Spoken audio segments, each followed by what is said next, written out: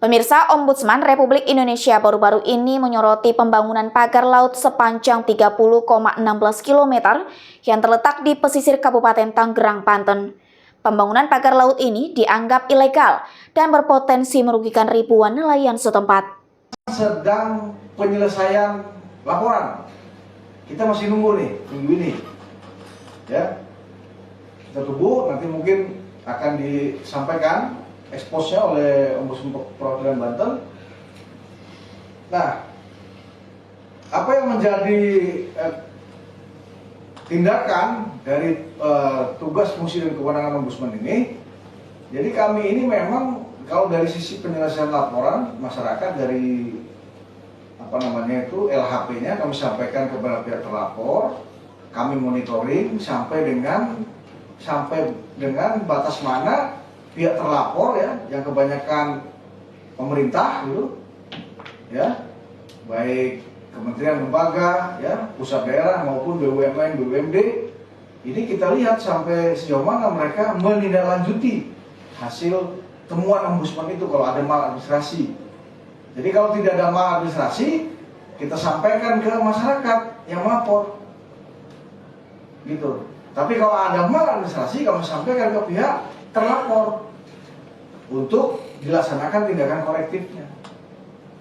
Ya, insya Allah kalau kami di KU di Kasih Utama 5 bidang kemaritiman investasi, ya, akan mengawal sampai tuntas.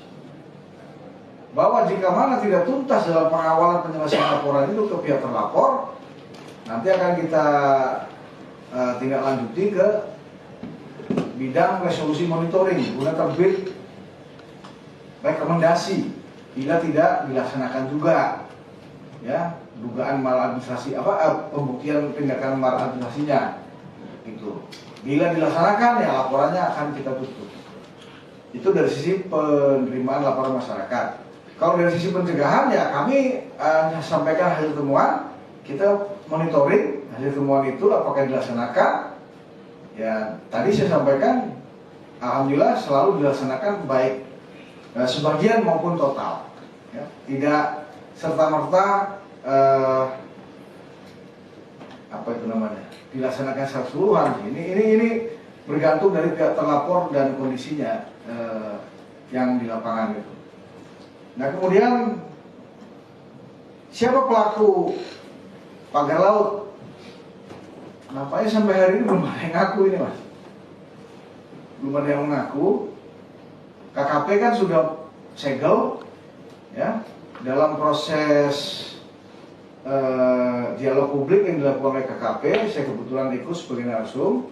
Saya tegas menyatakan dari hasil sementara yang dilakukan oleh Ombudsman Banten bahwa pagar laut ini legal, tidak ada izin KKPRL-nya. Nah, dengan demikian KKP apa yang harus dilakukan? Apakah akan terus menunggu ya tindakan-tindakan ilegal lebih lanjut? Ternyata kan alhamdulillah dalam perkembangannya menyegel. Ya, bahwa dalam aturan Permen KP yang ada ya, Permen KP berapa itu? Itu penyegelan itu sampai dengan 20 hari. Bila tidak ada yang melapor maka akan dimusnahkan. Tapi tidak dimusnahkan seluruhan karena perlu juga untuk barang bukti. Ya, karena kalau nanti dalam perkembangannya ditemukan misalnya, baik kalau ada yang melapor kayaknya nggak ada yang ngaku gitu ya. Nah, kalau dalam perkembangan ternyata ada temuan, ya, siapa pelakunya, ini bisa saja berkembang tidak saja sanksi administrasi, tapi juga pidana. Makanya itu perlu menjadi barang bukti. Dan alhamdulillah terjadi satu perintah dari Presiden, yang kemudian terjadi keselarasan antara TNI Angkatan Laut dengan KKP untuk mengamankan kasus pagar laut di Banten. Meski demikian, ada peristiwa-peristiwa lain di Bekasi, berlanjut juga di Jakarta juga. Nah, ini kan yang menjadikan satu dasar bagi kami bidang kemaritiman dan investasi di Ombudsman untuk menjadikan kasus tersebut, ya, tata ruang laut ini menjadi kajian sistemik. Karena tersistem ini, sepertinya polanya itu. Tidak saja terjadi di Jawa, tapi juga dari Sabang sampai Merauke. Dengan keberagaman peruntukan, baik untuk permukiman, untuk bisnis wisata, untuk bisnis tambang, untuk bisnis pelabuhan, komoditi pertanian, perkebunan, bahkan pertambangan dan lainnya. Nah gitu. Jadi kasus tersebut saya kira nanti juga berlanjut tuh temuan terkait SHM maupun SHAGB, SRGU yang nantinya ya Ombudsman bisa meminta, bisa memanggil pihak-pihak yang menjadi terlapor, pihak terkait, ya pihak pelapor bila mungkin nanti ada yang melaporkan untuk kita mintai satu informasi dan dokumen-dokumen yang ada. Kalau memang ternyata ada SHM, SHGB, SHGU yang terbit, ya ini kan nanti akan kita cek apakah sudah ada melalui izin KKPRL. Kalau itu masuk wilayah perairan, gitu.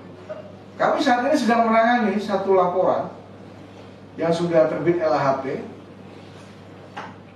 terkait persoalan SHM yang terbit di wilayah perairan.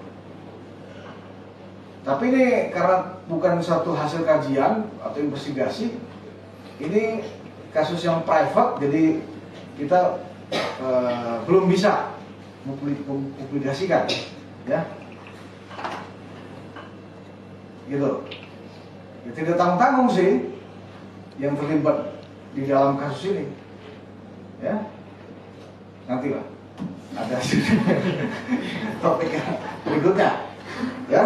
Jadi itu yang saya maksud bahwa ini kasus yang tadi. Kenapa demikian? Karena memang ternyata tidak cukup daratan saja yang menjadi objek perebutan wilayah, tapi juga perairan.